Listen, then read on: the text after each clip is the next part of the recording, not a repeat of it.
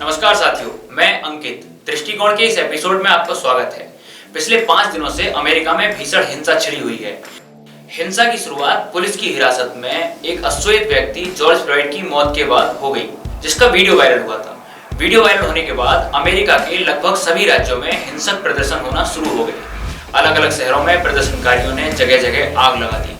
प्रदर्शनकारियों ने पुलिस पर हमला किया, जिसमें बहुत सारे पुलिसकर्मी घायल हुए हैं। लोगों ने सुपरमार्केट्स लूट लिए और दुकानों में तोड़फोड़ कर उन्हें आग के हवाले कर दिया।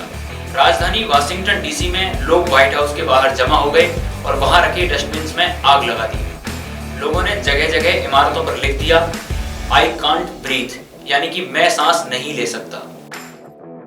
राजधानी समेत लगभग 70 शहरों में कर्फ्यू लगा दिया गया है। 15 राज्यों में नेशनल गार्ड्स तैनात किए गए हैं। नेशनल गार्ड्स अमेरिकी सेना का अतिरिक्त सैन्य बल है, जिसे आपातकाल की स्थिति में वहां उतारा जाता है और अब वहां सेना बुलाने की भी तैयारी चल रही है। अमेरिका में नस्ल भेद की लड़ाइयों पर अगर गौर करें तो हमें समझ आएगा कि नस्ल भेद की लड़ाई अमेरिका में कोई नई लड़ाई नहीं है। अमेरिका में इन लड़ाइयों की मूल वजह यह है कि वास्तव में अमेरिका एक देश है ही नहीं। अमेरिका की मूल प्रजाति को रेड इंडियंस कहते हैं और वर्तमान में रेड इंडियंस की संख्या अमेरिका में 1% से भी कम बची है। अमेरिका में आए दक्षिणी अमेरिका मूल के लोगों की संख्या लगभग 16% है। अमेरिका में रह रहे गोरे लोग यूरोपियन लोग हैं, जो सन 1498 में कोलंबस के अमेरिका आने के बाद अमेरिका आना शुरू हुए। इन लोगों ने अमेरिका की मूल प्रजाति यानी कि रेड इंडियंस लोगों का भीषण मात्रा में नरसंहार शुरू किया और अमेरिका की भूमि से लगभग 11 करोड़ रेड इंडियंस का खात्मा कर दिया।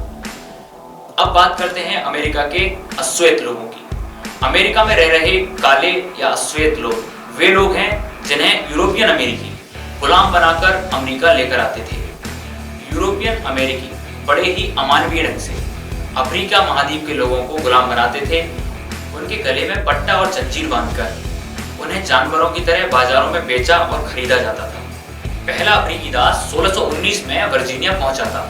1793 में रुई ऑटन मशीन के आविष्कार के बाद काले दासों की मांग बहुत तेजी से बढ़ गई, जिससे उनका अंधाधुंध मात्रा में आयात किया गया। कुछ समय बाद भगोड़े दास कानून में स्वतंत्र प्रांतों के दासों को वापस भेजने का प्रावधान किया गया, किंतु इसे उत्तरी अमेरिका में प्रभावी ढंग से लागू नहीं किया गया। 1808 में दासों के आयात पर रोक लग गई। 1861 में दक्षिण से अलग होने के बाद कॉन्फेडरेसी की स्थापना हुई और वहां गोरे और काले लोगों में गृह युद्ध शुरू हुआ। 1863 में कॉन्फेडरेट प्रांत के सभी दासों को आजाद घोषित कर दिया गया। वास्तव में उस समय ब्रिटिश बैंकिंग के द्वारा अमेरिकी बैंकर्स को एक सुझाव भेजा गया था, जिसे हैजार्ड सर्कुलर भी कहते हैं। सुझाव में कहा गया था कि मैं और मेरे यूरोपियन मित्रों को यह जानकर खुशी हुई है कि गृह युद्ध के बाद अमेरिका में जातिगत गुलामी खत्म हो जाएगी, क्योंकि इसमें मालिक को गुलामों की सारी जिम्मेदारी भी उठानी पड़ती है। जबकि सबसे सरल तरीका यह है कि लोगों की आमदनी को नियंत्रित करके उनको नियंत्रित किया जाए, और यह सब किया जा सकता है पैसे को नियंत्रित करके। और इस तरह वहां काले दासों को प्रत्यक्ष गुलामी से मुक्त कर दिया गया। किंतु अमेरिका में एक नई तरह की आर्थिक गुलामी की शुरुआत हुई।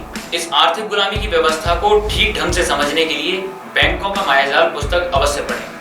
यह किताब मंगाने के लिए आप हमारी वेबसाइट bankjaal.com पर जा सकते हैं और किताब को ऑर्डर कर अपने घर भी मंगा सकते हैं। अब बात करते हैं कि अमेरिका के टुकड़े क्यों हो सकते हैं और क्यों अमेरिका एक देश नहीं है। एक देश एक ही जाति से बनता है, जबकि अमेरिका में 3 तरह की जातियां रहती हैं, जिसमें दक्षिण अमेरिकी, अफ्रीकी और यूरोपियन लोग रहते हैं। इन तीनों जातियों के मूल स्वभाव में बहुत अंतर है, क्योंकि दुनिया की हर जाति अलग अलग स्वभाव की होती है। इसलिए अमेरिका में 3 जातियों के होने के कारण वहाँ निरंतर संघर्ष चलता रहता है। एक न एक दिन यह संघर्ष विराट रूप धारण करेगा और अमेरिका के टुकड़े हो सकते हैं। सन 2008 में अमेरिका में एक अश्वेत अमेरिकी व्यक्ति बराक ओबामा को अमेरिका का राष्ट्रपति चुना गया। यह तरीका अमेरिका में नस्ल भेद के संघर्ष को कम करने के लिए काफी हद तक कारगर सिद्ध हुआ, लेकिन अब एक बार फिर अमेरिका में नस्ल भेद की लड़ाई शुरू हो गई है। इस तरह के संघर्ष को कम करने के लिए अमेरिका की सत्ता एक विशेष नीति का प्रयोग करती है। अमेरिका के नेशनल सिक्योरिटी एडवाइजर रहे ज़बिग्नेव ब्रेजेंस्की का मानना है कि यदि किसी देश को संगठित रखना है तो उसे एक बाहरी शत्रु की आवश्यकता होती है।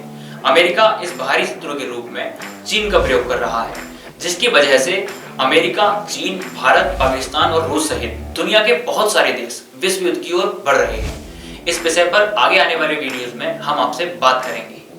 अब भारत की अखंडता की बात करते हैं। 1947 में ब्रिटेन ने भारत को कमजोर करने के लिए उसे 2 भागों में विभाजित कर दिया और कुछ समय बाद भारत पाकिस्तान युद्ध में पाकिस्तान के भी 2 टुकड़े हो गए।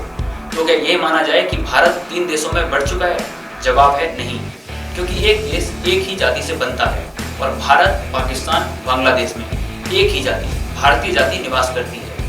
जाति एक होने के कारण सभी जगह के लोगों के मूल स्वभाव में बिल्कुल समानता पाई जाती है। लोग स्वाभाविक तौर पर एक जैसी चेतना के हैं। कोई भी देश रिलीजन के आधार पर कभी देश नहीं बनता। यदि ऐसा होता तो जितने भी इस्लामिक मत को मानने वाले लोग हैं वे सब एक देश हो गए होते। जितने भी ईसाई रिलीजन को मानने वाले देश हैं वे सब भी एक देश बन गए होते। अगर बात हम मत और रिलीजनों की करें तो भारत में पहले भी बौद्ध, शैव, वैष्णव आदि मत प्रचलन में आए हैं और इन मतों के मतावलंबियों में आपस में संघर्ष भी रहा है, लेकिन उससे देश अलग नहीं हो जाता। मत मान्यताएं तो आते जाते रहते हैं, किंतु एक देश एक जाति से ही बनता है।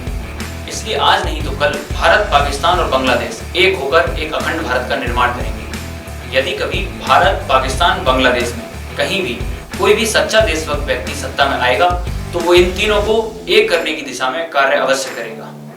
साथियों, हमारे संगठन से जुड़ने के लिए हमारी वेबसाइट bankjal.com पर जाकर अपना रजिस्ट्रेशन करें। यदि आपको हमारी किताबें पढ़नी है तब भी आप bankjal.com पर जाकर हमारी सभी किताबें पढ़ सकते हैं और ये किताबें आपको इस पूरी व्यवस्था के चक्र को समझने में बहुत सहायता देगी। तो साथियों, मिलते हैं अगली वीडियो में, तब तक के लिए नमस्कार।